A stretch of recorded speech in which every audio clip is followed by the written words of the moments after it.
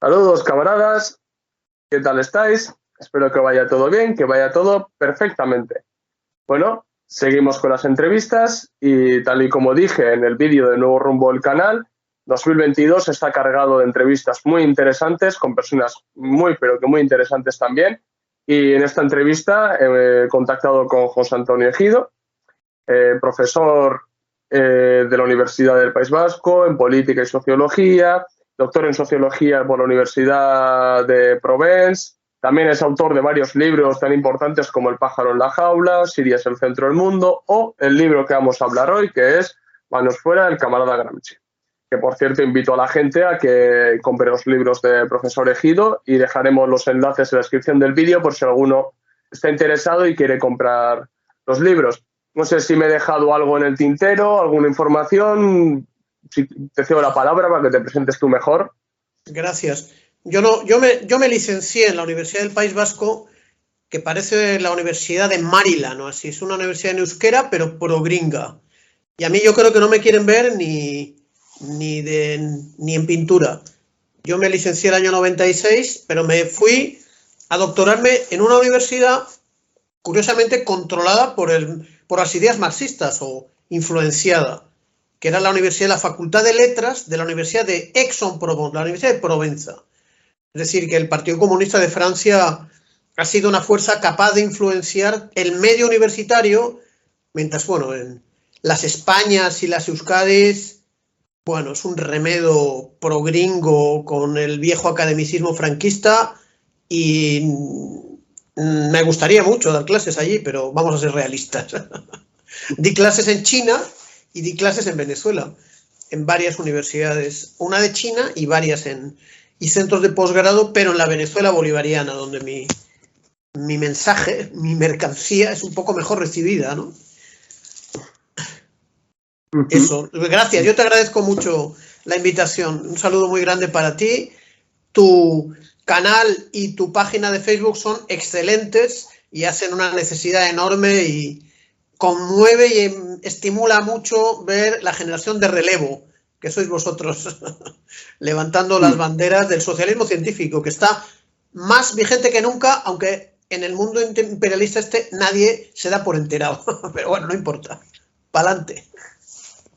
Sí, pues muchas gracias por haber hecho la entrevista y creo que la gente va a enterarse un poquito acerca de quién era Gramsci, por qué se tergiversa Gramsci y demás. Y repito a la gente, de verdad, que se compre el libro porque es muy bueno. Y voy a también presentar a Julen. Bueno, creo que la cara de Julen ya empieza a sonar un poco a los seguidores del canal, que bueno, ya está como colaborador activo, vamos.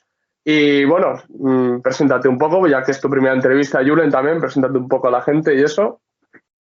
Sí, bueno, yo soy Julen Mogollón, soy estudiante de Historia en la Universidad del País Vasco, en la misma que, bueno, al profesor José Antonio pues parece que no le dejan tanto, yo como pago mi cuota y tal, pues me tienen que aguantar, no hay más. Y eso, estoy estudiando Historia y ahora acabo de empezar con el camarada Oyer a colaborar en Red Planeta, como ya dijimos en el vídeo introductorio de el nuevo rumbo del canal y tal, que bueno, os invito a verlo porque da muchas pistas de lo que se viene. Y eso, y la verdad que, bueno, cuando me propuso ayer esta entrevista y tal sobre Gramsci, pues obviamente dije que sí, porque, bueno, tengo también yo aquí el libro, muy interesante y la verdad que muy esclarecedora, no solo sobre Gramsci, sino sobre sus ideas y el por qué este desarrollo tan visionista que ha tenido en su futuro. Vale, pues si os parece a los dos, entramos de lleno en la entrevista con las preguntas. Como bien sabrá ya la gente que ha visto ya mis entrevistas, seguramente se habrá dado cuenta de que yo divido la entrevista en varios bloques, ¿no? Entonces, bueno, vamos a ir un poco con el primer bloque, que es un poco, pues, preguntas introductorias, ¿no? Que es acerca de, bueno, ¿por qué decidiste escribir el libro? Yo creo que esta pregunta es obligatoria y te la tengo que decir. O sea, ¿por qué decidiste, de entre tantos temas que puede haber dentro del movimiento comunista o el movimiento antiimperialista, ¿no? ¿Por qué decidiste escribir acerca de una defensa de Gramsci, ¿no? Como bien dice el título, manos fuera del camarada Gramsci, ¿no? ¿Por qué decidiste este tema y este personaje? Mira, Yo me encuentro con Gramsci en la mili, una cosa que vosotros no habéis conocido, el servicio militar obligatorio en el glorioso ejército español. Entonces, a mí me toca en Valladolid, yo soy del R82, R era el reemplazo 82. Entonces, me encuentro con un libro en una librería en Valladolid de Gramsci, muy interesante, que además lo leía en el cuartel, que era un cuartel que ya no existe. Entonces me quedó, desde aquella época ya muy lejana, la necesidad de investigar la figura de Gramsci, porque ese libro era una recopilación publicada en España en el año 78 de artículos del Gramsci activista y dirigente del Partido Comunista Italiano, ¿no? Donde analiza varias cuestiones. Por ejemplo, le da mucha importancia a la escuela de cuadros del partido y más cosas, ¿no? Claro, la vida no permite siempre tener tiempo para investigar con relativa profundidad este u otros temas, pero a mí sí me la dio, y me la dio en la República Bolivariana de Venezuela, donde yo sí pude abrir un tiempo en mi vida de allí y de entonces para profundizar a partir de ese primer encuentro con Gramsci en, sobre todo, la conspiración que hay para presentar un Gramsci muy ajeno del Gramsci verdadero. Hay que decir que yo con 20 añitos no entendía casi nada de lo que decía aquel libro de artículos, pero eran muy fáciles de entender muchos años después. El problema de Gramsci es que se consideran sus obras principales unas obras que él hace estando no solamente preso en las cárceles de la dictadura fascista italiana, sino con la orden expresa del dictador Benito Mussolini de controlar cada minuto de la vida de Gramsci. Entonces él puede escribir en esas condiciones tan difíciles, pero todos los días los carceleros le ponen un sello de tinta de revisión de lo que ha escrito en el día. Entonces, para que no le censuren, no le castiguen, no le priven del derecho que ha conseguido de escribir con papel y con bolígrafo, en las cárceles de la reacción y en muchas cárceles la vida se hace muy compleja y hay que haber pasado, hay que haber sido preso y sobre todo preso político para saber la dificultad que es estar bajo el control de la administración carcelaria, cuando el jefe del Estado italiano había dicho que él quería que el cerebro de Gramsci dejase de funcionar, que era Mussolini. Porque Mussolini y Gramsci llegaron a militar en el mismo partido, que era el Partido Socialista Italiano. Solo que Mussolini salió del Partido Socialista Italiano, fue expulsado para irse al fascismo, y Gramsci salió del Partido Comunista del Partido Socialista para crear el Partido Comunista, ¿no? O sea, en posiciones diametralmente opuestas. Tanto es así que Mussolini toma el poder y el Partido Comunista recién creado en el Congreso de Livorno, 1919, es ilegalizado. Y una gran parte de la vida de Gramsci se hace, de la vida política, se hace en la cárcel y se hace en la clandestinidad y se hace en el exilio soviético.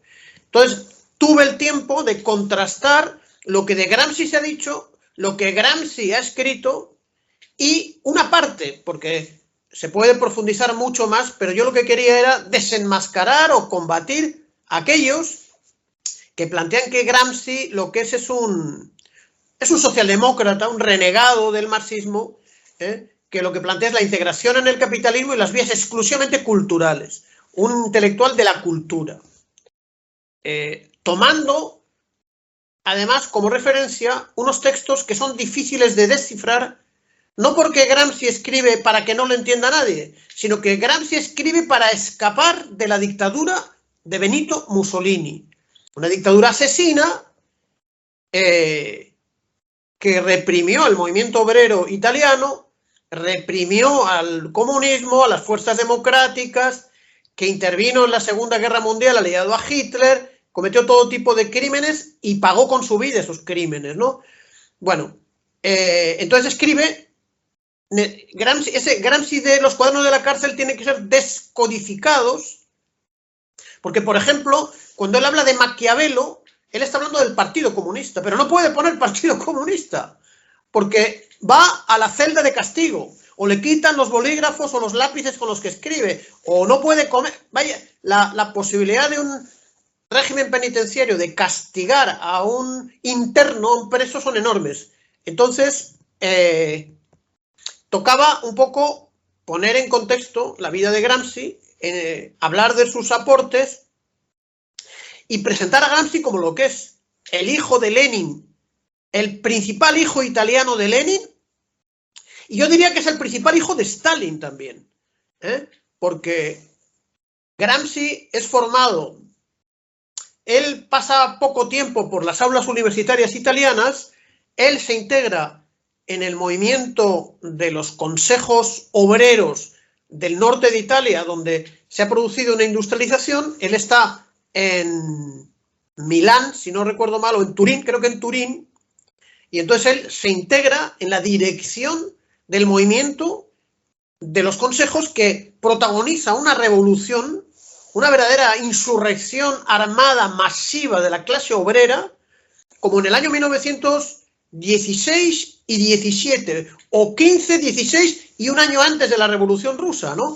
En un momento donde las revoluciones estaban a la orden del día, no solamente en Rusia, sino en muchos países europeos y también en el norte de Italia, ¿no? Pero luego Gramsci se convierte en un hijo de la Internacional Comunista. La Internacional Comunista es una enorme, yo creo que es la mayor fábrica de revolucionarios de la historia de la humanidad.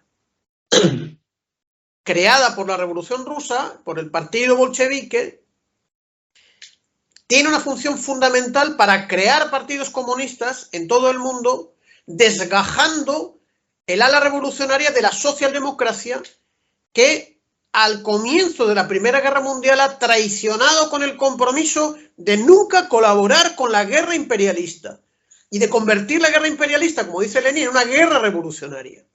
Entonces los partidos socialdemócratas, el alemán, el francés, el español, el británico, el belga, se convierten en partidos del sistema, votan los presupuestos de guerra.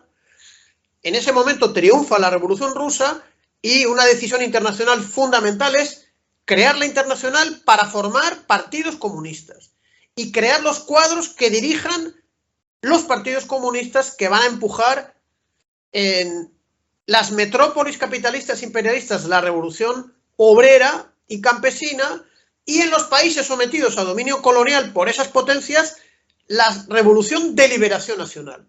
De la Internacional Comunista no solamente viene Gramsci, viene Ho Chi Minh, que es el padre de la patria vietnamita.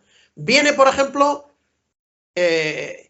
los cuadros argelinos que crearon con el tiempo el Frente de Liberación Nacional Argelino, que llevó a Argelia a su independencia después de una guerra anticolonial durísima, del año 54 al año 62.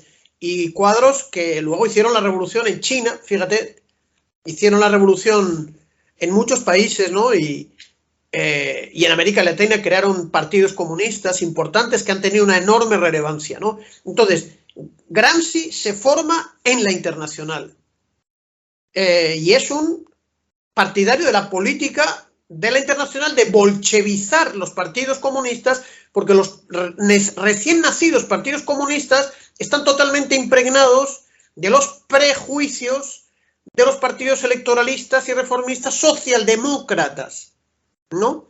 Los partidos de la Segunda Internacional. La Internacional Comunista es la Tercera Internacional. Y Gramsci lo que hace es, Gramsci a la vez es un hijo de las condiciones concretas de Italia, que son muy complejas, si queréis podemos explicarlas un poco, y de la aplicación práctica de las resoluciones que van tomando los diferentes congresos de la Internacional. Gramsci muere el año 35, lamentablemente, cuando el creo que el 8º Congreso de la Internacional Comunista acuerda la política tan importante de los frentes populares a petición de Dimitrov, pero también hicimos en Volver a Marx un encuentro muy interesante sobre José Díaz, donde nos aparece, su biógrafo nos explica que José Díaz es otro cuadro de la Internacional Comunista que impulsó la política del Frente Popular, que permitió a los pueblos españoles resistir durante 3 años a la oleada fascista y preparar los cuadros que en muchos países derrotaron al nazifascismo. Los cuadros soviéticos, los cuadros yugoslavos, los cuadros de Alemania del Este, de Checoslovaquia, de Bulgaria, de Rumanía, de Polonia, cuadros militares, pasaron por la internacional, por la política de los frentes populares, ¿no? Pero eso se le va un poco a Gramsci, no me quiero salir mucho, porque Gramsci en ese momento está muriendo. Acaba de pasar 10 años en condiciones muy duras en la cárcel y la dictadura fascista lo pone libre para que no se muera dentro de la cárcel, ¿no? Pero lo que quiero decir, es un gran genio que hace avanzar el pensamiento marxista-leninista aplicado a las condiciones de la lucha contra el fascismo, y hay que decir que sus camaradas empezaron a manipular el pensamiento de Gramsci, y es una tarea que sigue, que continúa. Hay algún famoso líder postmoderno que tiene en su laptop, como se dice, una cara de Gramsci, ¿no? En su ordenador, pero no tiene con el postmodernismo el pobre Gramsci nada que ver, ¿no? Sí, esto no hagas todavía spoiler, que van a venir preguntas acerca de eso concretas y ahí vas a poder un poco desarrollar un poco más. Creo que en este sentido el camarada Julen tiene más preguntas en este primer bloque, ¿no? Sí, bueno, ya has comentado que Gramsci es hijo de la Internacional y tal, que bueno, incluso tú en el 78 siendo joven, y muchos jóvenes en aquella época se habrían introducido a las ideas de Gramsci y tal. Y bueno, háblanos un poco sobre el peso que tiene actualmente las ideas de Gramsci y la figura de Gramsci en el movimiento comunista internacional. Bueno, yo creo que, mira, ahora mismo el movimiento comunista internacional está muy debilitado. Está muy debilitado, ¿no? Yo he estado repasando un poco lo que escribí, y sí menciono el caso de Cuba, ¿no? Porque en Cuba también hay un intento de manipular a Gramsci, pero la Revolución Cubana ya desde el año 72 publica las obras completas de Gramsci, ¿no? Luego, yo creo que el movimiento comunista internacional vive horas bajas en lo teórico, en lo político.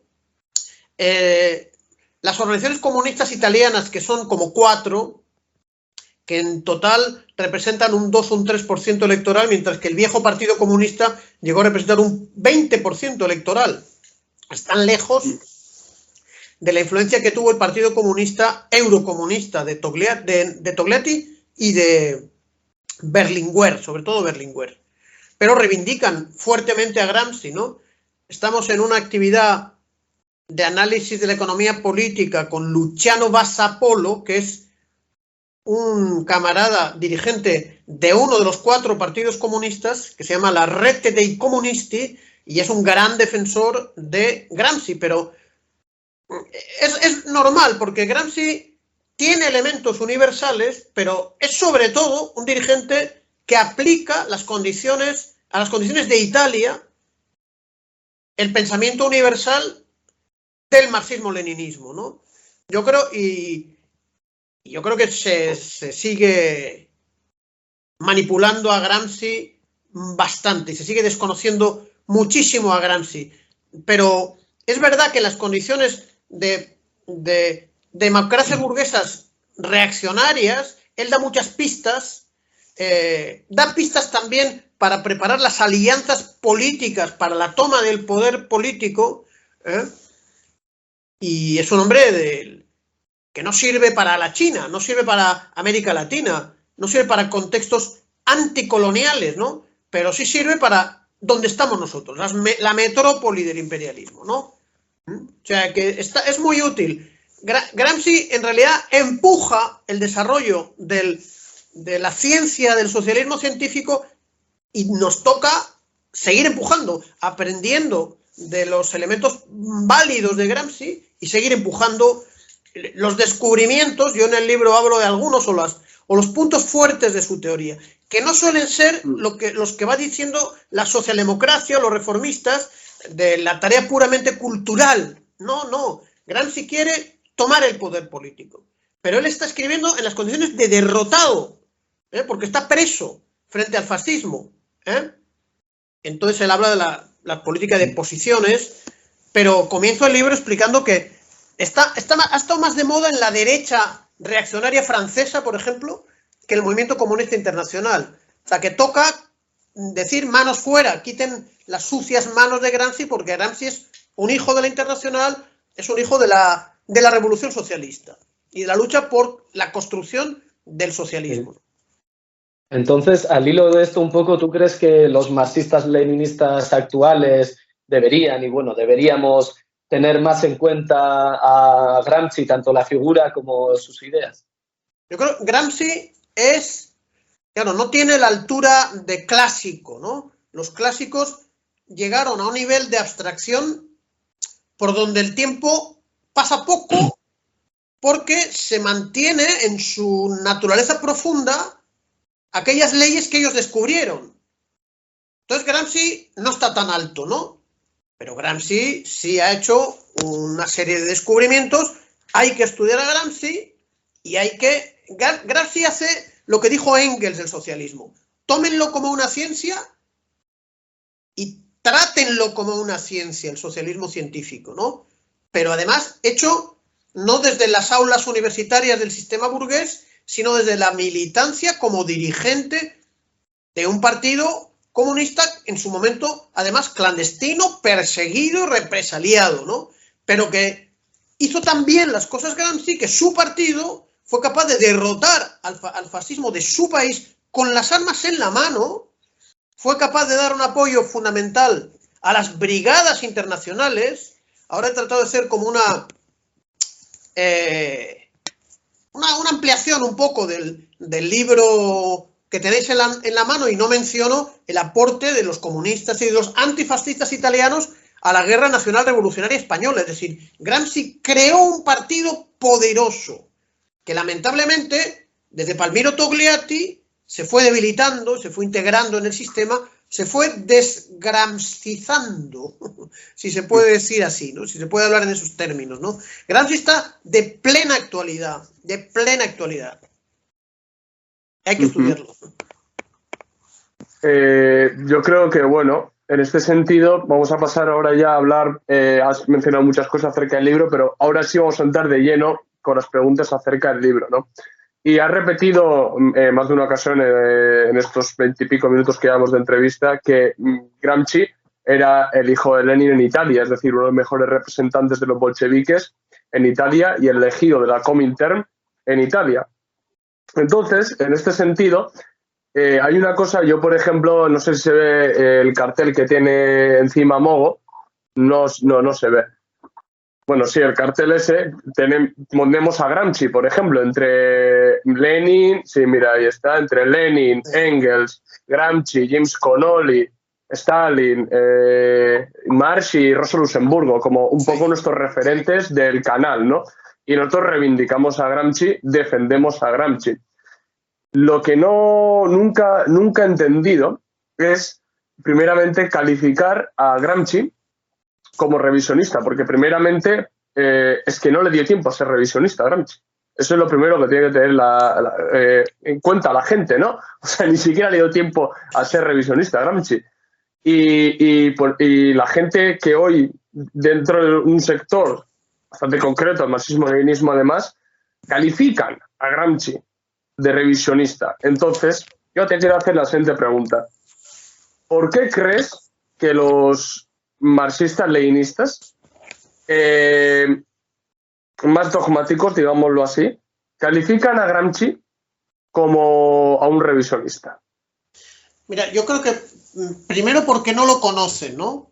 Segundo, porque han observado que desde los años 60 sí que el mundo académico burgués norteamericano, los revisionistas, los eurocomunistas, han utilizado a Gramsci y como no han hecho el esfuerzo de entender a Gramsci, se piensan que por algo será. Y también Gramsci es atacado desde la llamada extrema izquierda, porque fíjate, he dicho, ha repetido que varias veces que era el hijo de Lenin, pero es que Gramsci no es de los fundadores directos del Partido Comunista Italiano, que lo era un ultraizquierdista que se llamaba Amadeo Bordiga. Bordiga, tú le lees los textos de Bordiga y parece más leninista que Lenin. Eso es un lenguaje de ultraizquierda súper radical, pero Lenin entiende que esa no es la política para hacer en Italia. Entonces Lenin hace todo lo posible y puede mucho para que la Internacional, aparte de la dirección del Partido Comunista Italiano, Amadeo Bordiga, y suba al poder del Partido Comunista en el Congreso de Lyon a Gramsci, que tiene una política más correcta porque él ha entendido bien cómo es la sociedad italiana en su complejidad.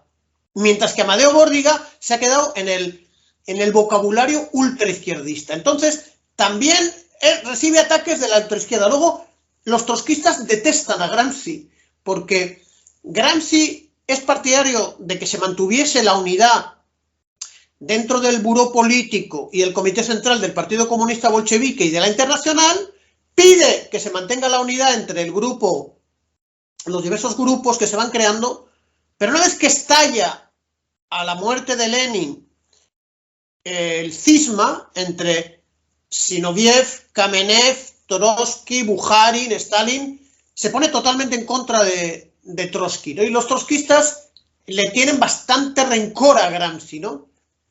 También contribuyen al ataque tanto los bordiguistas, que son los bordes, que tienen una corriente muy pequeñita, que en Italia, yo les he visto en la plaza de Tirso de Molina de Madrid, donde se venden materiales de izquierda, una cosa que se llama el Partido Comunista Internacionalista, son los bordiguistas, los bordes, siempre están atacando a Gramsci porque no se equivocó, porque era un stalinista, le acusan, ¿no? O sea, que Gramsci es objeto de una manipulación y de un ataque en varios flancos, y desde luego es muy bueno tu canal para que levante un poco el nivel general de conocimiento del marxismo en las Españas, ¿no? En el Estado español, porque el nivel de conocimiento, y sobre todo entre la juventud y entre las masas trabajadoras, es tan pobre, que plantear estos debates es encontrarte con gente que no sabe ni quién era Marx, no sabe qué fue, cosas, no conoce el ABC del marxismo, como para preguntarles quién era Bordiga, quién era Gramsci, quién era... En fin, estamos en un momento de retroceso de las ideas revolucionarias en la metrópoli. No así en los pueblos del mundo, ¿no? Que están viviendo una repolitización y un enfrentamiento cada vez más fuerte contra el imperialismo. Cada vez más fuerte. De manera que, bueno, es un poco, ¿no? Sí, o sea, yo la mayor conclusión que saco acerca de por qué los sectores, y tú has mencionado muy bien los ultraizquierdistas o sectores más dogmáticos, ¿no? También, ¿no? Que aprenden, que se basa en la letra muerta al fin y al cabo, porque Marx dijo, el otro dijo, bueno, lo importante también es la aplicación, ¿no? Y yo lo que veo al fin y al cabo es eso, o sea, lo que acabas de decir es que muchos no entienden a Gramsci, ¿no? Y prácticamente, o sea, tú coges también los cuadernos de la cárcel de Gramsci, es lo que has dicho al principio, o sea, seguramente no vayas a entender prácticamente nada. ¿Por qué? Pues porque los métodos y códigos que aplica para escapar de la censura. Y claro, esta gente, pues, que si habla de filosofía de la praxis, que si habla de los mayoritarios, y claro, la gente se pierde un poco. Y es muy importante realmente, por eso creo que tu libro hace un gran aporte respecto a Gramsci, porque revela el marxista-leninista, ¿no? El Gramsci verdadero, ¿no? El Gramsci revolucionario, o sea, entonces eso es lo que sí quiero romper una lanza en favor de Gramsci en ese sentido, porque es que Gramsci no puede ser reivindicado por Pablo Iglesias, por Íñigo Rejón y por esta gente que ellos mismos, Pablo Iglesias mismo, tiene un vídeo en YouTube hablando de la hegemonía cultural, que luego más tarde hablaremos, ¿no? Pero es que no puede ser. Y si no hacemos los marxistas-leninistas realmente despojar, o mejor dicho, evitar que se adueñen de Gramsci, es que realmente vamos a perder a una figura tan valiosa como fue Antonio Gramsci y vamos a dejar de utilizar sus conceptos, que algunos de ellos son muy interesantes, ¿no? Sí. Entonces, la siguiente pregunta que te quiero hacer es acerca del famoso giro de Salerno, ¿vale? Sí. Que creo que has adelantado ciertas cosas que para la gente que no sepa tal vez, el giro de Salerno es donde oficialmente el Partido Comunista Italiano abandona pues, el objetivo de la toma revolucionaria y demás. Es más, tú aquí en el libro hablas de la Operación Gramsci, creo que además el capítulo creo que se llama así. Entonces, para que se haga un poco la gente la idea, el giro Salerno podemos decir que fue el 20 Congreso del PQS en Italia. Así, mal y pronto, diciéndolo así, ¿no? Pero yo te quiero hacer la pregunta, ¿por qué se da ese giro Salerno y qué es lo que supone para el partido? Mira, ellos le llaman la Svolta di Salerno, ¿no? Que es el año 44. ¿Qué pasa el año 44 en Italia? Y en el contexto geográfico y político de Italia y de sus países del entorno. Ocurre que el fascismo es golpeado, la Brigada Garibaldi, que es la unidad de combate antifascista del Partido Comunista, ha liberado el norte de Italia, ha destruido la República de Salò, que era un intento fascista de reconstituir un estado fascista, pero el Ejército de Liberación Popular de Yugoslavia ha liberado, o está en vías de liberar Yugoslavia, ha tomado la ciudad de Trieste, que es una ciudad en disputa con Italia. El ejército soviético ha liberado Viena. El ejército partisano comunista griego ha expulsado a los invasores alemanes de su país, de Grecia. Bueno, hay unas condiciones particularmente buenas para que el Partido Comunista de Italia se hubiese planteado una solución más radical de la que planteó la Svolta di Salerno, el giro de Salerno. Es decir, podían haber establecido un gobierno democrático, antifascista, de unidad nacional, pero de hegemonía comunista, porque los comunistas se ganaban con el fusil, los comunistas gramscianos, antifascistas, con mucha sangre, se ganaron el derecho de tomar el poder y de establecer. Ahora, las cosas son un poco más complejas. El ejército norteamericano está avanzando desde el sur de Italia. Está el pacto de Yalta entre Stalin y Eisenhower, creo. Sí, Eisenhower. Eisenhower está vivo todavía. Donde parece que Italia queda en la zona de influencia occidental, pero aún así al movimiento comunista internacional, a la Unión Soviética le hubiese gustado que los comunistas italianos, con Togliatti al frente, hubiesen tomado el poder.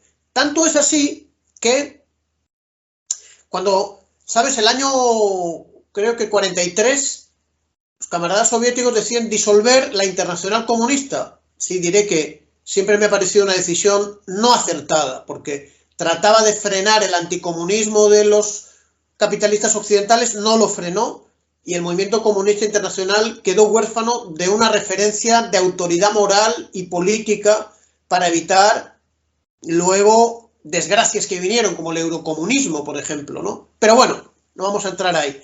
El caso es que ya no existe la Internacional, pero se crea una oficina de coordinación de los partidos comunistas en el poder en Europa del Este, Yugoslavia, Albania, Bulgaria, Rumanía, etcétera, más el Partido Comunista francés, más el Partido Comunista italiano, que son los principales de la Europa Occidental. Entonces, camaradas soviéticos, pero los camaradas yugoslavos, con los que luego los soviéticos van a entrar en una polémica terrible, no vamos a entrar en ese tema, que será, espero, otro tema de otro vídeo, y si no os voy a aburrir. Bueno, le criticaron seriamente al Partido Comunista Italiano por no haber tenido el coraje de haber tomado el poder. Y ahí está el camarada Andrei Zhdanov, ¿no? Haciendo una crítica, ¿no? También a los franceses. De manera que ese giro es presentado como lo positivo, lo necesario, pero es una claudicación porque entra en minoría en un gobierno demócrata cristiano el Partido Comunista Italiano. Y entonces entra como ministro de Justicia Togliatti. Por eso yo creo que la Guerra Nacional Revolucionaria Española tuvo una posición interesante, pero allí, en su propio país, no. Y es como ministro de Justicia un tipo que amnistía a muchos prisioneros y criminales de guerra del fascismo italiano, ¿no? Es decir, yo creo que en Italia en el siglo XX hubo 4 grandes intentos revolucionarios. Uno, 1916, otro 1944, que lo frenó Togliatti, otro 1948, que lo frenó Togliatti también, porque a Togliatti le intentan matar los fascistas, queda herido, pero él dice que no se tome las armas, que no se haga una revolución, porque ya para el año 48 la Brigada Garibaldi del Partido Comunista, que llegó a tener 300.000 partisani, había entregado las armas, pero no todos. Los partisani tenían todavía muchas armas. Entonces, quien frena una insurrección armada comunista es Togliatti. Y luego la última fue la del 68, donde 1968 ya el Partido Comunista era un partido plenamente institucional y no intervino para nada, ¿no? Pero ahí se va viendo un primer giro a la derecha que pasa también por una manipulación del mismo Gramsci. Yo hablo de las diferencias que llegó a tener Togliatti y Gramsci porque Togliatti y Gramsci intervienen en el primer núcleo o en un núcleo que dirige el movimiento de los consejos obreros en 1918. Se conocían mucho. Claro, yo pongo encima de la mesa datos que yo obtengo sobre las diferencias políticas entre Palmiro Togliatti y el camarada Antonio Gramsci, ¿no? Pero hay un giro que terminó en destruir el principal partido comunista de Europa Occidental, que ha dejado huérfano a la clase obrera italiana, donde, a diferencia de España, España es un país, yo creo que es un país semifascista. Ustedes me van a perdonar, aunque la biblioteca de la Facultad de Historia de la UPV tiene un fondo sobre el judaísmo, con el que hice un libro sobre el judaísmo. Está muy bien ese fondo, ¿no? Pero globalmente, sin entrar en muchos detalles, es un país donde el marxismo no ha penetrado, no ha calado en la sociedad, porque no se ha hecho una revolución liberal, porque el fascismo triunfó, porque se cargaron la reacción feudal, la Primera República, la Segunda República. Tú que eres historiador, Julen, no dejaron germinar la Constitución de Cádiz. Sí, tenemos 2 siglos de retraso, decía Mariátegui, pero decía los 30, antes de la victoria de Franco. Llevamos 3 siglos de retraso. Pero Italia era un país de vanguardia, gracias a gente como Gramsci, como Scozzimaro, como la fundación del mismo partido, la lucha de los consejos obreros, la lucha de la Brigada Garibaldi, la presencia en las brigadas internacionales. Todos los gestos heroicos hicieron de Italia un país de vanguardia. Y además, ellos sí hicieron una revolución liberal contra el Vaticano y contra la feudalidad. Entonces, todo ese caudal y todo ese capital ideológico avanzado fue dilapidado por el eurocomunismo, que fue el resultado de la derechización, de la burocratización y de las purgas que hizo Palmiro Togliatti, de los verdaderos gramscianos, como por ejemplo Petro Secchia. Y una vez que unos camaradas italianos me invitaron a Roma, me explicaron quién era Petro Secchia. Yo no tenía ni idea. En el 2001 o algo así, me explicaron. Me acuerdo muy bien, el camarada Santo Padre no nos escuchará, pero le mando mi agradecimiento, ¿no?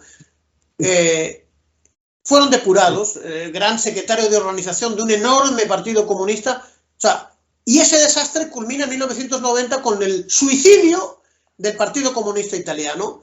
Entonces, la vía italiana al socialismo con el eurocomunismo fue la vía italiana otra vez al fascismo. Es decir, a que la extrema derecha patronal gobernase, pero aún así y todo, Italia es un país más avanzado que la realidad de este país ya imperialista como es España y semifeudal todavía. A mí me parece, ¿no?, como en situaciones tan decisivas de la historia, más bien de los partidos comunistas, ¿no?, como puede ser el PQS después de la muerte de Stalin, como puede ser el PCI, como tú bien has dicho ahora, en el 44, 68 y tal, o bueno, la misma España con la llegada del franquismo y tal, como de repente aparecen giros hechos por gente que están en el mismo partido y cómo de repente echan todo abajo y cómo lo llevan por otro caudal totalmente interesados. Y un poco al hilo de lo que tú bien has explicado hasta ahora, explícanos un poco, porque vamos, vemos cómo Togliatti y Gramsci estuvieron muy cerca y vamos, fueron compañeros, fueron camaradas. Y bueno, pero al final luego se ve como el mismo Togliatti se hace de la imagen de Gramsci y cómo revisiona sus mismas ideas y tal. Entonces, bueno, explícanos cómo llevó a cabo todo este proceso. ¿El proceso de qué? ¿De toma del poder de los partidos comunistas por la derecha? ¿Cuál es exactamente la pregunta?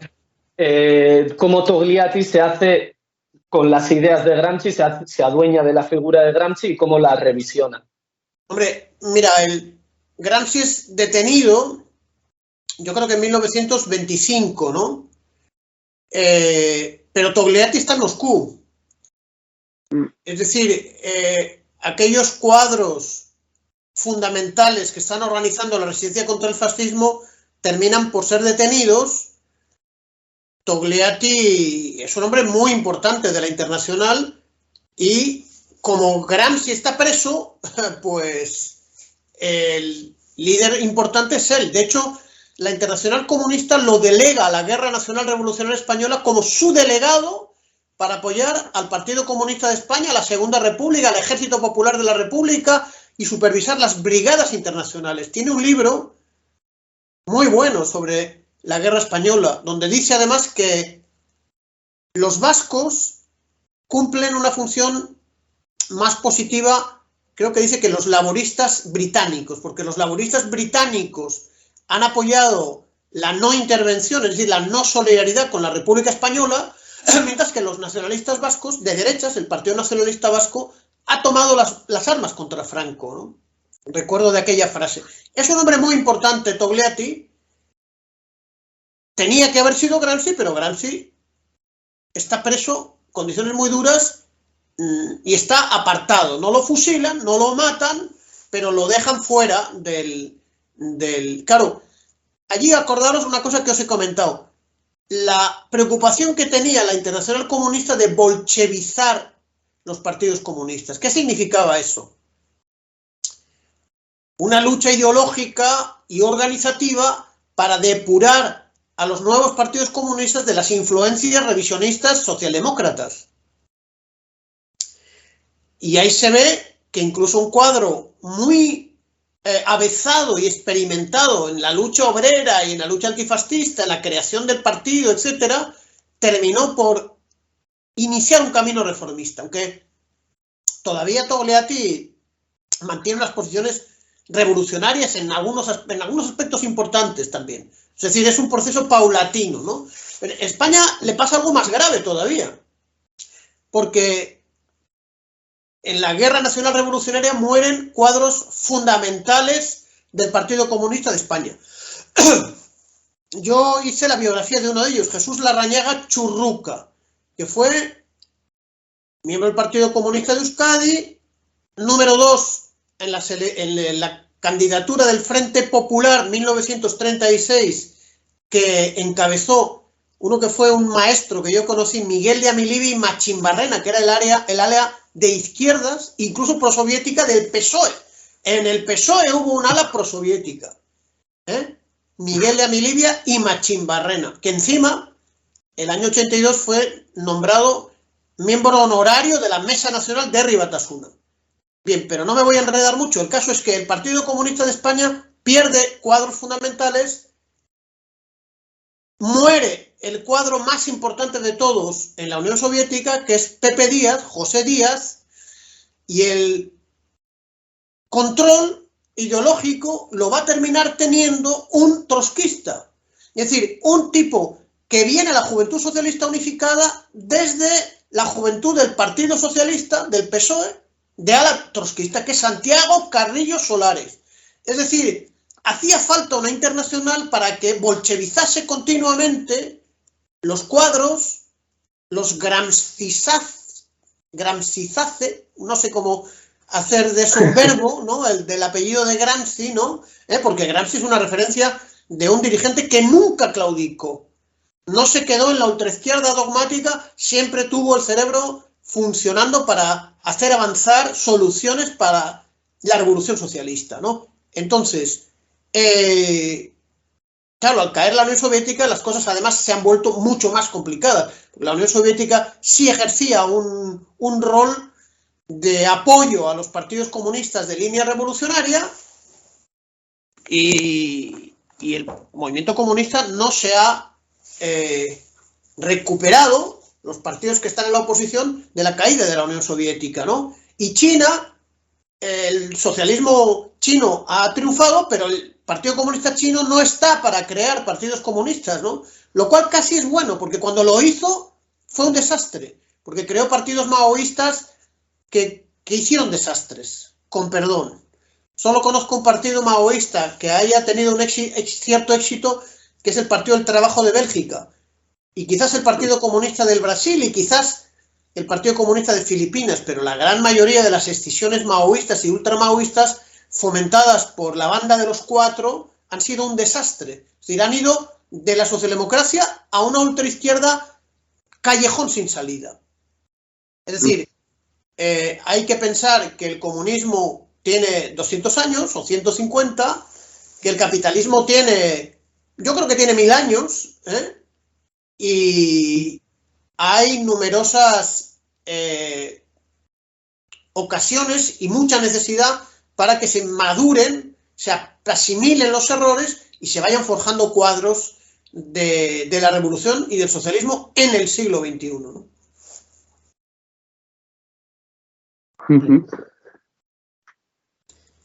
Pues sí, pues yo te quiero hacer la siguiente pregunta, porque bueno, teníamos apuntado acerca de Sequia, que ya has mencionado, las discusiones con Bórdiga, que también has mencionado bastante, y para no repetirnos tampoco, voy a hacerte la siguiente pregunta, porque yo creo que esto literalmente la gente va a alucinar un poquito, si es que no lo sabe. Es que aparte de, bueno, lo normal sería, ¿no?, que ciertos revisionistas y reformistas se adueñen de la figura de Gramsci, pero en tu libro mismo dejas claro que no es solamente los reformistas, sino que personajes tan anticomunistas como puede ser Denis Kessler, Strauss-Kahn o Sarkozy hacen suyas las ideas de Gramsci, ¿no? O sea, aquí mencionas una frase que creo que es de Gramsci: en el fondo hago mío el análisis de Gramsci, el poder se gana por las ideas. O sea, es una burrada, una auténtica burrada. Entonces, ¿a qué se debe que estos elementos tan anticomunistas manipulen y, tal y como dice Sarkozy, hagan suyas, ¿no?, las ideas de Gramsci? Mira, esos son ejemplos franceses. Claro, Francia no deja de ser todavía... Es un pérfido país imperialista, pero también es el país de la Ilustración, donde hay un cierto refinamiento en el pensamiento intelectual y en el nivel cultural de sus élites y de sus universidades. Y además Francia, la burguesía francesa, ha conseguido debilitar mucho al gran Partido Comunista de Francia, ¿no?, que llegó a tener una enorme influencia cultural e ideológica que no la ha llegado a tener el Partido Comunista de España, ¿no? Entonces, ellos también se aprovechan de que Gramsci se convirtió, por esos todos los esfuerzos de manipulación, consiguieron presentar a la juventud universitaria un Gramsci desprovisto de su naturaleza leninista, como un Gramsci antisoviético, un Gramsci anticomunista, un Gramsci culturalista. Entonces, para proseguir y aprovechar el fruto de ese trabajo ideológico, la derecha se lo apropia, como se han apropiado han intentado convertir al Che Guevara en una etiqueta comercial. Cuando Che Guevara es un pensador leninista y un escritor leninista muy acucioso, muy refinado, muy profundo, ¿no? Pero no hay un nivel suficiente ni hay fuerzas organizativas como para contrarrestar la capacidad que tiene el sistema de asimilar y de asumir banderas y líderes, ideas, personas pretendidamente revolucionarias. O sea, revolucionarias, pero a las que ellos desprovén de su verdadera naturaleza, ¿no? Para venderlos a la opinión pública, al estudiantado, convertirlo en un producto cultural procapitalista, desradicalizado. Esto se encargó, por ejemplo, Jordi Solé Tura, que era uno de los padres de la Constitución española, abandona la OC, bandera roja, deja de ser maoísta, se pasa al PSUC, ya de línea eurocomunista, luego se pasa al PSOE. Felipe González lo hace ministro. Entonces, él publica una antología muy sesgada de la obra de Gramsci, así como Sacristán, ¿no? Un intelectual marxista catalán, publica una antología que él prepara de las obras de Gramsci más respetuosa. Solé Tura lo que hace es manipularla, ¿no? Y hacer una selección muy sesgada de los textos de Gramsci, ¿no? Donde hay oscuridad en la manera que tiene de expresarse y da pie para una manipulación. Y eso ha sido una tarea a la que ya la Agencia Central de Inteligencia Norteamericana, ahora cuando tú dices eso, te acusan, ¿cómo nos acusan? De conspiranoicos, ¿no? Somos conspiranoicos, ¿no? Pero tienen que ver el libro de la señora Storner Flounders, que se llama La CIA y la Guerra Fría Cultural. Storm Flounders. La CIA y la Guerra Fría Cultural. Cómo la CIA invirtió mucho dinero en manipular el pensamiento de la izquierda antisoviética y anticomunista, para crear una intelectualidad que pudiese combatir pretendidamente con las armas del marxismo, ¿no? Y han terminado asimilando con esa política. Es una máquina refinada de asimilar banderas de oposición al capitalismo. Ahora lo estamos viendo, el ecologismo ha pasado eso, ¿no? Ahora forma parte de la transición ecológica gobernada por los monopolios petroleros y energéticos, ¿no? El capitalismo verde es el resultado de la manipulación del ecologismo, que apareció como una crítica al capitalismo. Ahora el animalismo, la necesidad de tener un trato digno con los animales, se convierte en una ideología para dividir a la clase trabajadora. El feminismo, también el feminismo de la dueña del Banco de Santander, es dividir a los trabajadores entre trabajadores y trabajadoras. Ya no hay contradicción entre el capital y el trabajo. Nada tiene de raro que los capitalistas refinados franceses, la ultraderecha refinada francesa, haya creado un gramscismo de derechas. Porque no hay comunistas que digan fuera manos de Antonio Gramsci. Este libro lamentablemente tuvo una tirada muy limitada y, como dice un camarada argentino, nosotros nos batimos con palillos de dientes, ¿no? Mientras que el sistema capitalista tiene todos los medios mediáticos, administrativos, institucionales, culturales a su servicio, para ganar la lucha de las ideas, claro. Que hay que dar, aún así hay que darla. Por eso felicitaciones, Oyer y Julen, por vuestro hermoso canal, Red Planeta. Hay que dar esa batalla. Pues en este caso también, bueno, tú muy bien has hablado de la derechización gramsciana, ¿no? Podríamos decir, pero de la misma manera que se hace una revisión desde la derecha, también desde la izquierda de esta derecha, de Sarkozy y esta gente, se hacen también unas revisiones muy profundas, pues como vemos el eurocomunista José María Lasso Prieto, luego Néstor Coan o Gantiba, que bueno, presentan a Gramsci como un capítulo de tu libro dice, como lo que nunca fue, ¿no? Un marxista abierto, padre del eurocomunismo, precursor o, bueno, antecesor de la escuela de Frankfurt y tal y cual. Y, bueno, entonces, ¿Tú crees que han calado en el movimiento comunista las manipulaciones de estos revisionistas? Sí, porque fijaros, el movimiento comunista español ahora está defendiendo el bienestar de los cerditos, ¿no? Mientras que el Estado español es el país con la más alta tasa de desempleo de toda la Unión Europea, es el país donde ha triunfado un neoliberalismo más radical, donde se han privatizado todas las empresas y los servicios y las industrias públicas, donde el monopolio eléctrico privado está exprimiendo a los trabajadores con unas facturas mensuales de electricidad monstruosas, y entonces el movimiento comunista en el gobierno habla de temas que son un poco intrascendentes, yo creo, en relación a lo que se podría hacer desde un gobierno, ¿no? Para presionar a las eléctricas y levantar la bandera de la nacionalización de las eléctricas. Incluso se está hablando de dar por bueno la cumbre que tiene la OTAN en Madrid a mediados de este año, ¿no? Es otro caso en el que ya no solamente no cala Gramsci, es que no cala Marx y no cala Lenin tampoco, ¿no? Y Lenin es un clásico que está plenamente vigente, ¿no? Gramsci también, pero en las Españas yo creo que la manera que ha tenido de recibirse el marxismo ha sido muy parcial, ha quedado a medias, y después de nuestra derrota en la Guerra Nacional Revolucionaria, el marxismo se ha convertido en algo marginal dentro de los partidos de izquierda.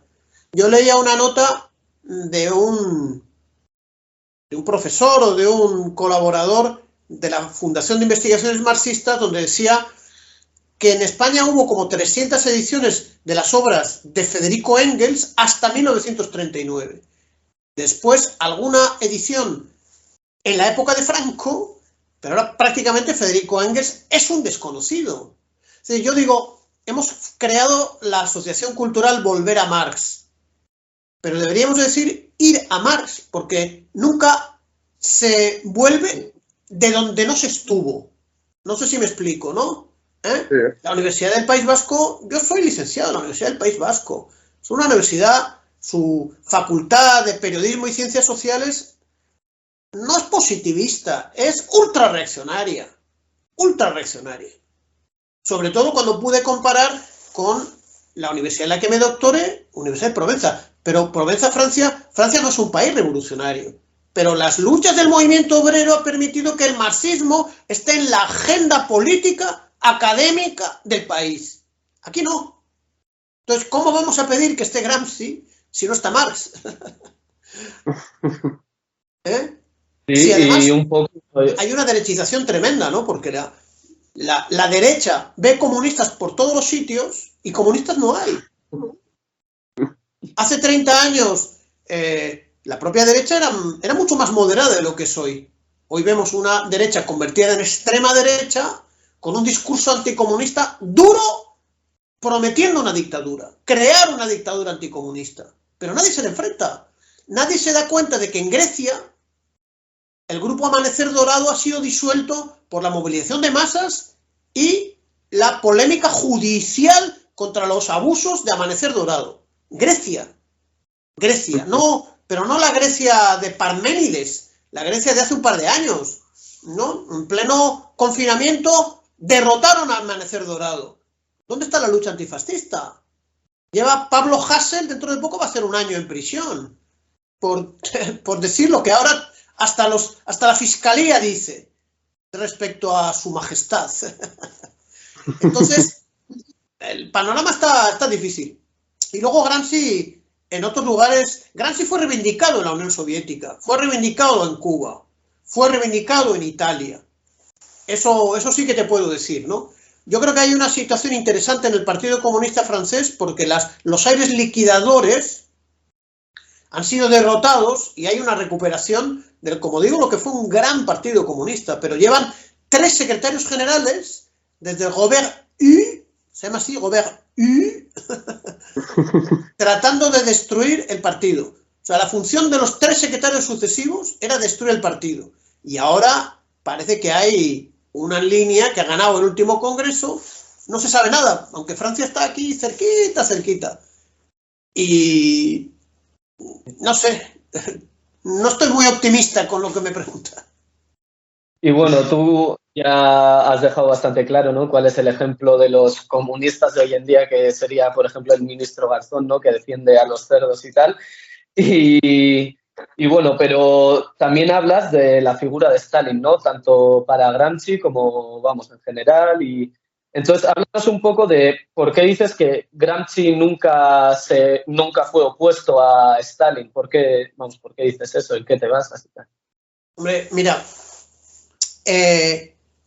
Gramsci, a quien insultas, a Trotsky. Gramsci tuvo en la cárcel, no lo escribió, pero lo relataron, que en el patio de la cárcel llegaron a decir que Trotsky es la putana del fascismo. No vamos a traducir porque del italiano al castellano pues hay poca diferencia, ¿no? Entonces, él escribe en sus cuadernos de la cárcel en nombres de código. Por ejemplo, Lenin no es Lenin, es Ilichi. Luego, Stalin es Vissarione, porque es Josif Vissarionovich, y de alias Stalin, el hombre de hierro, porque su padre se llamaba Vissarion. De manera que es completamente leal a la dirección soviética hasta que se muere. Y de hecho, la dirección soviética fue siempre leal a Stalin. Se supo, cuando yo estaba haciendo el libro, apareció un artículo en un periódico, en un diario italiano, de que las visitas de la cuñada a la cárcel siempre fueron financiadas clandestinamente por la Unión Soviética, para que nunca le faltase la visita familiar a Gramsci, ¿no? Su mujer estaba en Moscú, pero la hermana de la mujer, con apoyo soviético, siempre le estuvo visitando, ¿no?, y apoyándole, ¿no? O sea, que es un caso de lealtad a la internacional, a la dirección soviética, al Partido Comunista Bolchevique y a Stalin, no hay la menor duda. Yo en este sentido sí quiero recomendar a la gente, porque creo que es el texto, en las tesis de Lyon, donde Gramsci dice que se posiciona directamente con la mayoría, es decir, con Stalin, con los partidarios de Stalin, y también hace la crítica que no se debía aumentar la división dentro del partido, ¿no?, sino que lo que había que hacer es posicionarse con el núcleo fuerte, con Stalin, ¿no?, fin de cabo. Y he estado mirando y sí, eso es, le llamaba Giuseppe Vessarione, Sí. a Stalin le llamaba. Sí, eso más que nada para que la gente entienda un poco, eso era para escapar de los censores. Y es con lo que te quiero preguntar ahora, a ver si te acuerdas alguno de los métodos y códigos de los que anteriormente has hablado, pero si podrías hablarnos de algunos en concreto o que más te ha llamado de la atención, de los que se valió Gramsci para escapar de esa censura, ¿no?, fascista. Ahí os he mencionado, los que recuerdo ya os lo he mencionado, he quemado la pregunta, porque, por ejemplo, se presenta a Gramsci como que él busca inspiración en el Renacimiento italiano, en el Risorgimento italiano, como si Gramsci sería Miguel Ángel Buonarroti o... No. Gramsci, al hablar de Maquiavelo, habla del partido.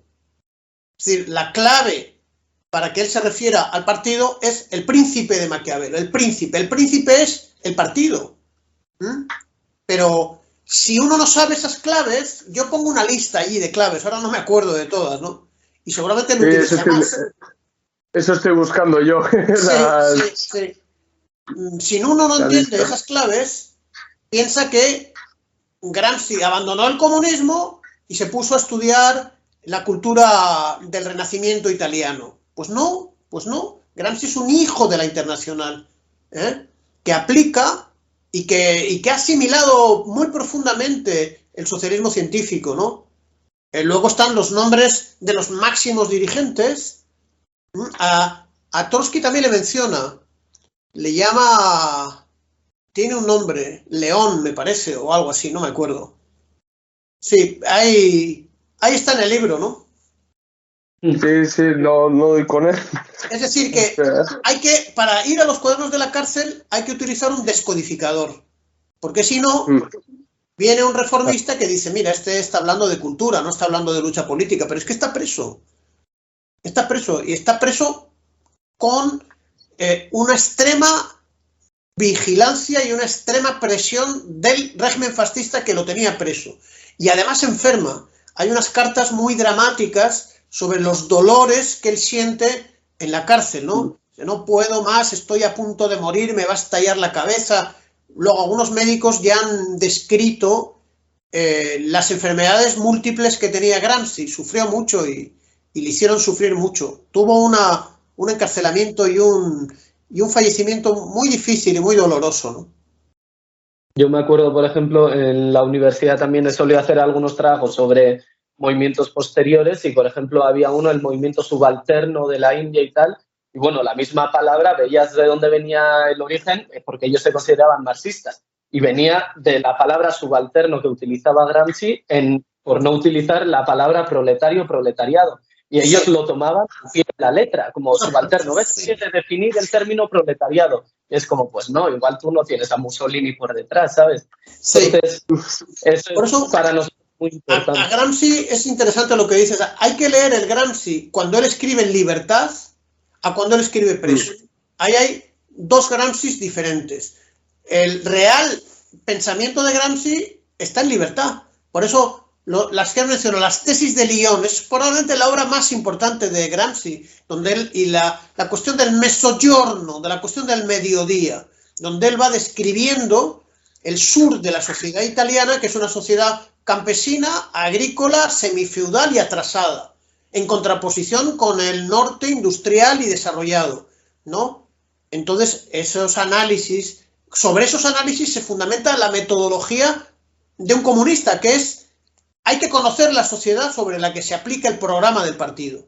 Y aquí nadie sabe qué son las clases sociales, qué es la clase trabajadora, qué son las clases subalternas, qué es la burguesía, qué son las clases medias. Nadie sabe nada, porque nadie investiga sobre eso. En cambio, Mao Zedong investigó el año 35, cuando habla de la sociedad china y el Partido Comunista, lucha de clases, está describiendo las fracciones de la sociedad china del año 35. Y sobre ese conocimiento proyecta el programa del partido. Gramsci lleva también al partido sus estudios sobre la sociedad italiana que tiene que transformar. Pero el Partido del Trabajo de Bélgica, en su fase actual, yo no sé si es correcta o incorrecta, pero se fundamenta en un trabajo que hace el que ha dejado de ser ahora presidente, se llama Peter Mertens, que se llama una investigación que se llama La clase obrera en la era de las multinacionales, pero en Bélgica. Es decir, para el marxismo, que tiene teoría, lo principal no es la teoría, es la práctica, es la vida real, es la sociedad en su riqueza. Eso hay que conocerlo, porque si no se conoce, pues no se puede practicar ningún programa y aplicar ningún programa de transformación, ni de nada. Entonces, Gramsci es genial en profundizar su sociedad. Por eso también hay que limitar un poco el carácter absolutamente universal de Gramsci. Gramsci no sirve para el Congo, no sirve para El Salvador, para Centroamérica, no sirve para Asia, pero para los países occidentales desarrollados o imperialistas sí que sirve. Sí, además la gente, hemos hablado tesis de Lyon, pero su nombre original es la situación la situación italiana y las tareas del Partido Comunista Italiano. Sí. Creo que se llama así. O sea, efectivamente lo que hace es analizar la sociedad de aquella época, ¿no? Que igual una de las críticas que se puede hacer a Gramsci es de no caracterizar del todo bien el fascismo, ¿no? Que eso luego vino un poco más tarde y creo que lo pagó bastante duro Gramsci, ese no haber descrito también el fascismo, ¿no? Aunque tiene escritos también, sobre el fascismo y muchos. Pero bueno, ahora vamos a ir directo, vamos a pasar al siguiente bloque ya, que son un poco las ideas de Gramsci, que además recomiendo a la gente en tu libro, porque está muy bien que detallas, ¿no? puntos bastante claves, vamos, de la ideología, de la ideología marxista-leninista y, pues bueno, lo ligas un poco con Gramsci, ¿no? Con el Gramsci revolucionario. Entonces, vamos a ir un poco a las ideas de Gramsci, ¿vale? Y la primera pregunta, bueno, creo que es la primordial y clave porque se habla muchísimo de esto.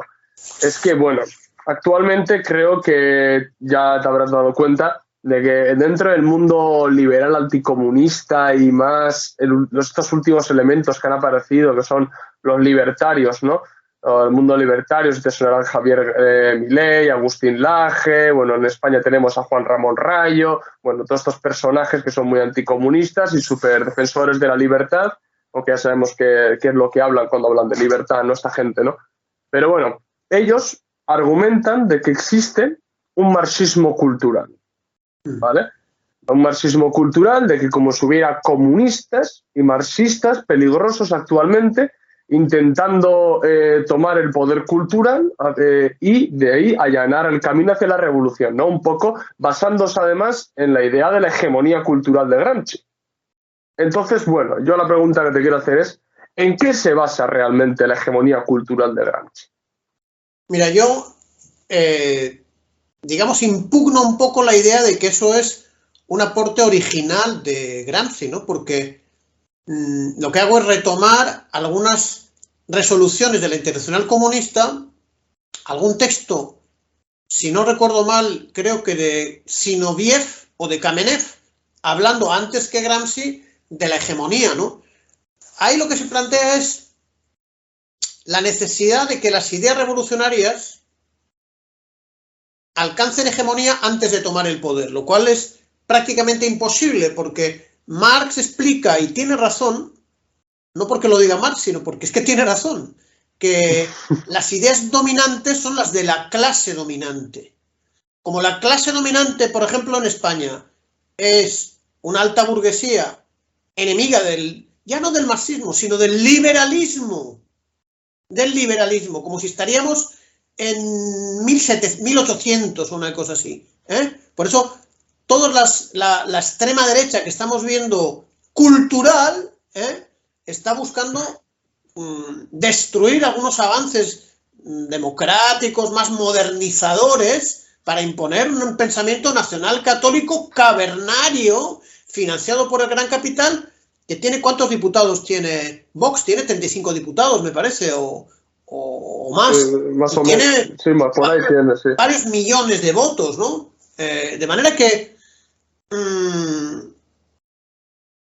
Marx lo que dice es que la clase dominante es la que impone su ideología, porque tiene los instrumentos para dominar a la sociedad, para imponerle su hegemonía. Entonces, hay que saber que las ideas revolucionarias van a ser minoritarias hasta la toma del poder por el proletariado, ¿no? Las ideas más avanzadas hasta que se produce una toma del poder político. Por eso le pasó lo mismo a la burguesía. La burguesía tuvo un momento en el que, sobre todo en Francia, estuvo luchando contra el feudalismo y fue preparando teóricamente la toma del poder político a través de los filósofos revolucionarios, que era Rousseau, que era Montesquieu, que era Diderot y que era la Ilustración. La Ilustración está enfilada contra la feudalidad, contra el alto clero y contra la nobleza aristocrática, que tiene el poder hasta la Gran Revolución Francesa. Entonces, la hegemonía que impone Robespierre y la Revolución Francesa, ¿se hizo permanente y constante en Francia? No, porque tuvo retrocesos, porque cae la revolución, porque se va derechizando, porque, digamos, hay un momento en el que la Revolución Francesa, la burguesía francesa es revolucionaria, pero es un momento limitado en el tiempo. Ya Napoleón combina elementos revolucionarios con elementos contrarrevolucionarios. Y Napoleón III, hay que ver cómo lo critica Marx en la lucha de clases en Francia, ya como un degenerado y como un reaccionario absolutamente completo, ¿no? Entonces, en la Unión Soviética hemos visto que las ideas burguesas y las ideas feudales, por más que el Partido Comunista tenga el poder por la vía de la dictadura proletaria siguen existiendo. Sigue existiendo la lucha de clases y sigue existiendo la lucha de ideas. Eso es lo que demostró la perestroika. No se construyó el hombre nuevo que decía el Che Guevara. Es decir, sí, durante siglos y milenios las clases feudales han impuesto su hegemonía, ¿cómo alguien puede pretender que de la noche a la mañana caiga esa hegemonía? Y menos si no se da un cambio político profundo en lo estatal, lo constitucional y lo ideológico. Por eso Mariátegui dice que España dice en los años 20, tiene 2 siglos de retraso en relación a Europa Occidental. En Europa Occidental triunfa la Revolución Liberal y la Revolución Liberal impone su pensamiento, su hegemonía burguesa antifeudal. Por cierto, insisto, menos en España y menos en Turquía, y se acabó. Porque no hay un caso similar como el de este país. En cambio, en Francia ningún millonario va a gastar dinero en comprar el marquesado de Cadagua, el conde de Cadagua, como hizo la burguesía de Bilbao a finales del siglo XIX, en el que la revolución industrial le permitió tener dinero para hacerse aristócratas. ¿Por qué? Porque prevalecían los valores aristocráticos y feudales. La burguesía toma el poder, pero político y parcial. ¿Quién va manteniendo el control ideológico y a la vez político? La feudalidad. A fecha de hoy, en el que ya en los últimos 30 años, además eso se combina con un capitalismo de los monopolios. España es un país con rezagos feudales y con una economía típicamente capitalista, de los monopolios. Todos los sectores económicos están monopolizados en manos privadas, no en manos públicas, ¿no? Esto es un poco... Gramsci navega en ese debate entre hegemonía antes de tomar el poder o después de tomar el poder. La dictadura del proletariado tiene que imponer una hegemonía cultural, moral, ideológica, educativa, sabiendo además que puede haber derrotas que tienen como causa no solamente la inercia histórica de la fuerza de las ideas del pasado, sino fenómenos terribles como los 3 millones de muertos que eran la flor y la nata del partido bolchevique en la Gran Guerra Patria, del año 40 al año 45, o al año 46 si se le une la lucha contra el Japón, ¿no? Y el Partido Comunista se demostró que de la Unión Soviética nunca se recuperó de esa falta de cuadros. Si aquí han faltado 500 cuadros del Partido Comunista de España fusilados por Franco, la perestroika y el 20 Congreso del PQS y la llegada de canallas como Gorbachev y como Shevardnadze y como Yakovlev y como este canalla de kazajo Nursultan Nazarbayev al poder en el partido, no se explica sin la falta, la ausencia de los principales cuadros que cayeron en la lucha contra el fascismo, por liberar a los pueblos europeos y del mundo del fascismo. O sea que la ideología tiene que tener una base material en cuadros, en miles de cuadros formados en las ideas más avanzadas. La bolchevización sí se produjo en Rusia y en la Unión Soviética, pero es que Hitler y sus canallas mataron a 3 millones, que eran los comisarios políticos, los que habían construido la industria soviética, los que habían creado la Internacional, los que habían creado el partido, los que habían creado el ejército de obreros y campesinos. Ellos murieron de un país de, no sé, 100 millones, ¿cuántos serían en el año 40, no? Y se habla de entre 20 y 25 millones de muertos. De esos, 3 millones eran la vanguardia, y la vanguardia murió. Claro, no todos, pero se hizo, como digo, la hegemonía tiene que tener una base humana que la sostenga. Lo mismo que las ideas tienen que tener una base orgánica y material, porque no están en el aire. En el aire parece que está el COVID, pero no las ideas humanas. Y un poco relacionado con eso. Un momentito, si me permites una cosita. Sí, en este sentido, me ha venido a la mente en un momento, ¿no?, lo que bien decía Stalin, ¿no?, de que tal cual es la base de una sociedad, tal cual son sus ideas, ¿no?, al fin y al cabo, ¿no? Un poco ligado con lo que tú o lo que tú estabas diciendo, ¿no? Y sí, o sea, efectivamente, años más tarde creo que ya conocerás esto, que la famosa crítica que se hacía al PQS, ¿no? De la gerontocracia, ¿no? De que muchos eran viejos, ¿no? En las altas esferas del partido del PQS, que ahí sí se notó un poco, ¿no? La falta de nuevos cuadros, ¿no? Es más, creo que es en el 80-85 pasan 3 secretarios generales, por ejemplo, con el PQS, que son Brezhnev, Andropov y Chernenko. Luego viene Gorbachev, ¿no? Que luego ya es un poco más joven, ¿no? Pero ahí mismo, o sea, ahí se ve que esa falta de cuadros que tiene dentro del PQS, ¿no?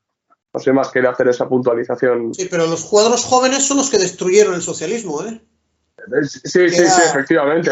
Que era Mikhail Gorbachev, Yakovlev, y los viejos eran los que no supieron los viejos crear cuadros sólidos, y los cuadros traidores jóvenes se infiltraron en el partido. No todos eran traidores. También hubo jóvenes que lucharon y que fueron apartados, y muchos murieron por la contrarrevolución. Y el socialismo chino lo salvan los 8 inmortales, que son los militantes más viejos del partido. Cuando el socialismo chino está a punto de caer es en los sucesos de Tiananmen, 1989. Nadie sabía que el poder no lo tenía Deng Xiaoping, sino Deng Xiaoping y 7 viejos más, los 8 inmortales, porque se llamaban inmortales por lo viejos que eran. Pero a veces los viejos, si están bien de salud y si no comen mucho y hacen gimnasia, pues son capaces de transmitir las lecciones asimiladas por la lucha de clases en décadas pasadas. También se le ha criticado a Brezhnev por no haber renovado cuadros y tender a eternizar a los cuadros en los puestos, ¿no? Pero hay una dialéctica allí, porque la Revolución Cubana también, hasta ahora ahora es cuando están cambiando los cuadros que toman el poder en el 59. Es decir, la renovación no siempre es, si un cuadro funciona, no hay por qué renovar. Hemos visto aquí en Euskadi, cuando ha habido renovaciones de partidos que funcionaban bien, los que han venido después lo han hundido. Han puesto la torta, como decimos en Venezuela. Es decir, hay una dialéctica allí que no es una lucha de generaciones, es una lucha de clases, ¿no? Y la preocupación que tuvo Gramsci es la escuela de cuadros del partido. Formar sólidamente a los nuevos cuadros del partido. Eso lo descubrí en ese primer libro de recopilación de artículos que me encontré en Valladolid, ya hace un montón de años, ¿no? Y Gramsci se preocupó mucho en la educación política, que dentro de un partido comunista es práctico-política, claro, práctico-político militante. Y es fundamental, porque eso le da solidez a las generaciones que se van a ir sucediendo en la dirección del movimiento obrero y de la lucha. Es interesante esto último que has dicho, ¿no? Sobre la formación de cuadros y cómo Gramsci hizo especial énfasis en eso y tal. Y bueno, nosotros queríamos preguntarte un poco por qué crees que Gramsci le diese tanta importancia a una necesidad de elevar el conocimiento, la capacidad intelectual del proletariado en general. Yo creo que Gramsci estuvo muy pegado a la realidad del proletariado italiano, como os he comentado, desde que era muy joven, ¿no? Y la tarea de Gramsci era, dentro de sus responsabilidades en la Revolución Obrera Italiana, la tarea ideológica, ¿no? Él pertenecía a un grupo que se llamaba Ordine Nuovo, que tenía una revista, y esa publicación buscaba elevar el nivel ideológico de los obreros de Turín para que se planteasen, de la Fiat y de otras fábricas importantes, para que se planteasen asimilar el marxismo y unir las reivindicaciones económicas a las reivindicaciones políticas y a la toma del poder. Él entendió que para crear el partido, para integrar a la clase obrera del partido, había que formar a la gente. Y además, Gramsci lo primero que milita es en el Partido Socialista. Y en el Partido Socialista está lleno de vicios ideológicos y no se pueden trasladar esos vicios al nuevo partido, al partido que sale del Congreso de Livorno. Porque si no hay una clarificación ideológica, se van a repetir los vicios, como así pasó. Y probablemente la represión y la ilegalización y la persecución que sufre el partido sí le permitió convertirse en un gran partido, pero podría haber sido más grande todavía. Hizo cosas muy, muy importantes el Partido Comunista Italiano, ¿no? Y tuvo cuadros muy importantes, pero Gramsci entendió la necesidad de la formación práctico-política para hacer la revolución y para construir el partido, ¿no? Que es un instrumento de la revolución. Y bueno, has hablado ahora, ¿no?, sobre la toma del poder político y tal, entonces queríamos ya ir un poco al grano en cuanto a esta cuestión y tal, ya que tantos revisionistas llevan a las ideas de Gramsci, ¿no?, hablan de Gramsci y tal. Queríamos saber si Gramsci apoyaba de verdad una toma del poder violenta. Hombre, Gramsci probablemente si no hubiese tomado el poder Benito Mussolini, se hubiese planteado una victoria electoral, ¿no? También Lenin tiene una gran atención a las mayorías electorales que dentro de los soviets respalden la línea del partido bolchevique. Es decir, no se puede hacer una revolución a espaldas de la sensibilidad de la mayoría de la población. El problema es que Gramsci ve cerradas las puertas de la democracia burguesa y lógicamente ahí se plantean formas ilegales y cuando se abre la guerra ya no es Gramsci, pero es su partido el que toma las armas, porque es que no hay otra vía. En la Segunda Guerra Mundial ahí hubo unas grandes masacres, además de comunistas, la masacre de las fosas ardeatinas, una represión terrible, pero el partido ganó contra el fascismo con las armas en la mano. En las condiciones de la Segunda Guerra Mundial estoy hablando, ¿no? O sea, en esas condiciones particulares, la Segunda Guerra Mundial son los partisanos armados los que toman el poder. También pasa en Francia, En Francia los FTP, ¿cómo eran? Francs-tireurs et partisans, francotiradores y partisanos, era el Partido Comunista Francés el que lanza la lucha contra el nazismo invasor de Francia y de sus colaboradores, ¿no? Y ellos consiguen derrotar, claro, en el contexto también del avance de la Unión Soviética, del desembarco de Normandía. Es decir, no hay una posición dogmática de Gramsci, decir solo la lucha armada, no, hay que ver las condiciones particulares. Cuanto más pacífico sea la llegada del socialismo, menos violento, mucho mejor. Parece que eso a veces lo decide la clase dominante, ¿no?, que va a imponer una guerra, una dictadura, una represión, un fascismo, la pena de muerte, el terrorismo, etcétera, etcétera, ¿no? Como pasó en España. Se habló siempre del 1.000.000 de muertos de la guerra civil, la guerra nacional revolucionaria. No querían democracia, ¿no? Y ahora están hablando también, allá donde hay algo que les molesta hay comunistas y están amenazando otra vez con ilegalizar partidos y con meter en la cárcel a la gente. Está la cosa fea. Como ya dice Lenin, vivimos el capitalismo más reaccionario, que es el de los monopolios, pero eso no significa que las vías armadas sistemáticamente tengan que ser un éxito, porque muchas veces es lo que el sistema quiere para justificar la ilegalización y la represión de todos los movimientos populares, ¿no?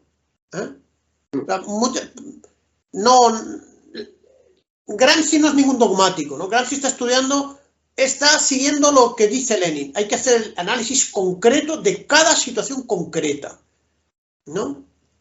Lo que puede valer en China el año 35, Sendero Luminoso intentó que valía para Perú el año 80. Fue una catástrofe.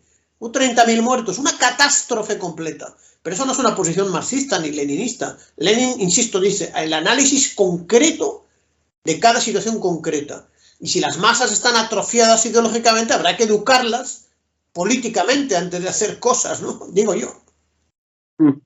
Sí, en ese sentido yo creo que Gramsci, si por algo se caracteriza, si uno lo estudia un poco, ¿no?, es por su capacidad dialéctica, ¿no? O sea, a mí me gusta mucho Gramsci porque me recuerda mucho, pues, a los clásicos del marxismo, aunque tal vez no sea considerado como un clásico, aunque para mí puede llegar a ser considerado, pues, como, yo qué sé, como un Lenin o como Marx y Engels incluso, ¿no? Porque aplica muy bien las dialécticas, no se cierra en un no un esto. O sea, no va como, es decir, como yo veo a muchos comunistas hoy, y no me refiero a los del Partido Comunista de España, me refiero a otros que se llaman comunistas, que van, no sé, como si fueran burros, no sé, así, mirando para adelante y sin no tener alternativas a ningún lado. O sea, no, o sea, hay que entender que el marxismo es una ciencia. O sea, has citado antes la frase de Engels, es una metodología, hay que aplicar, hay que saber aplicar.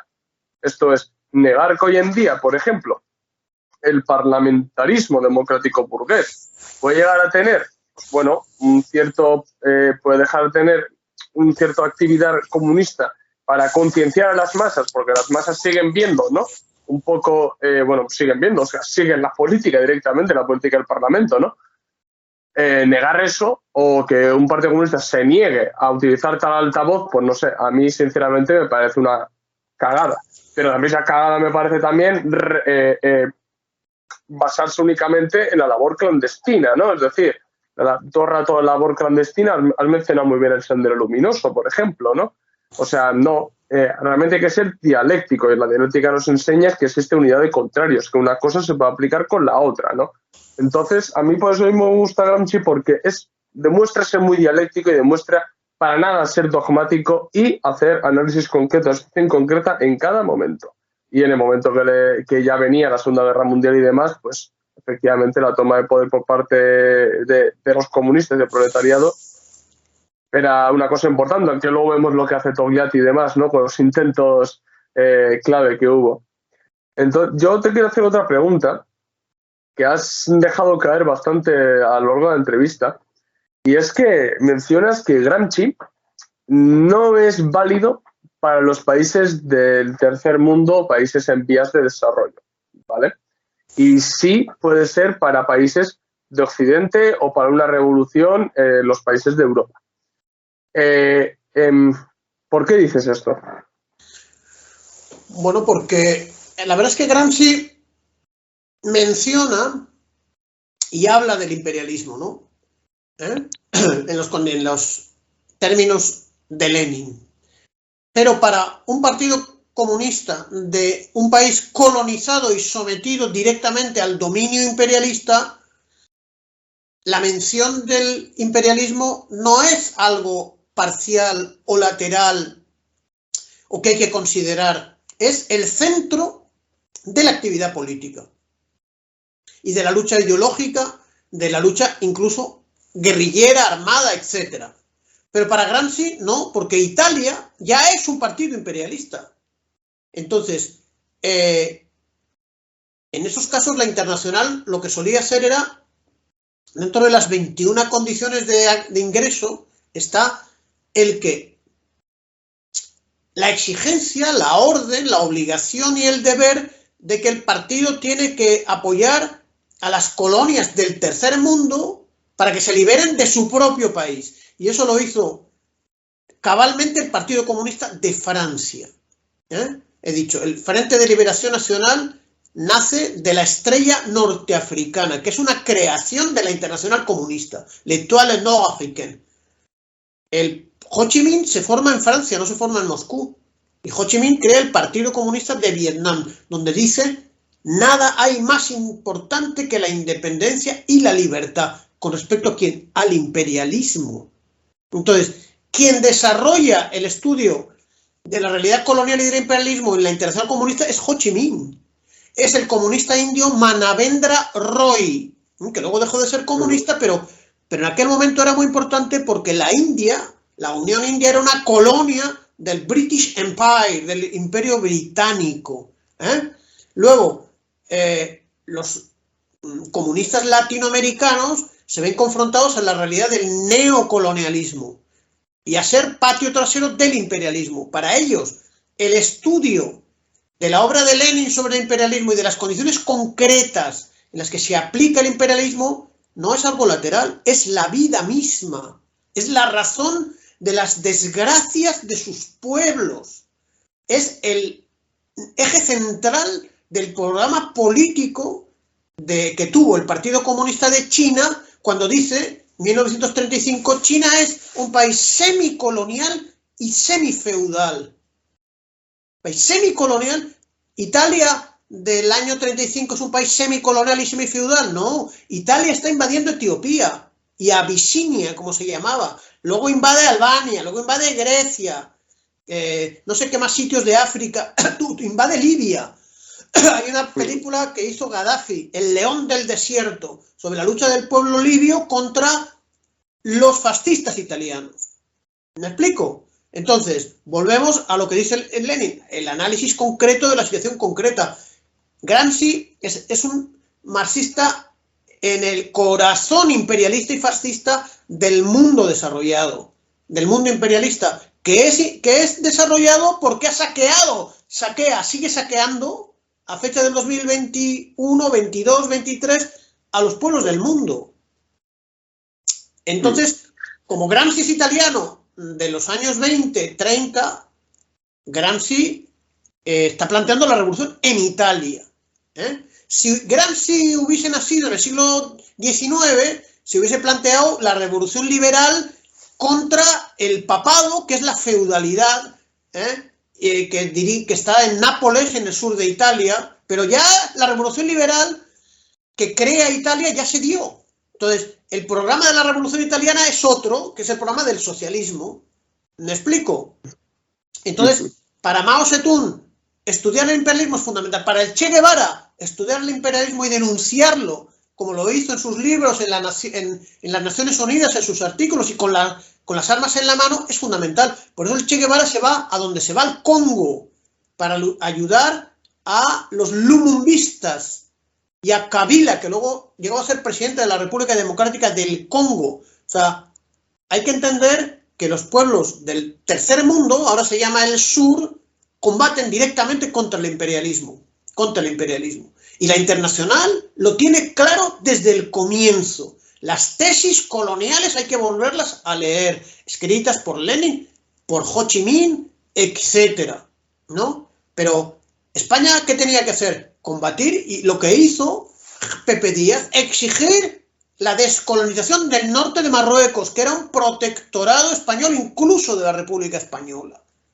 Francia, el Partido Comunista de Francia, ¿qué hizo? Fijaros, era tan disciplinado el Partido Comunista de Francia que apoyó la insurrección del emir Abdelkrim el-Khattabi contra el Reino de España después de que se levantase y derrotase al ejército de pobres dirigido por generales de la monarquía en la batalla de Anual, 1920 creo que mi abuelo estuvo a punto de ir para allá, ¿no? Entonces, a la vez hay un levantamiento contra Francia en Siria, colonia francesa, y el Partido Comunista de Francia convoca huelga general de los obreros de París en solidaridad con la revolución anticolonial de Marruecos, del Rif, del norte de Marruecos y del sur de Siria. Entonces, ¿qué hicieron? Cumplir su obligación, más que el Partido Comunista de España, que estaba atrasado, y ya el Partido Comunista italiano luchaba por sobrevivir. No creó un Partido Comunista en Libia porque seguramente no había condiciones, ni en Etiopía, ¿no? Pero luchó contra el fascismo italiano dentro de su país. Eran las condiciones particulares de Gramsci, ¿no? No sé si me he explicado con suficiente claridad.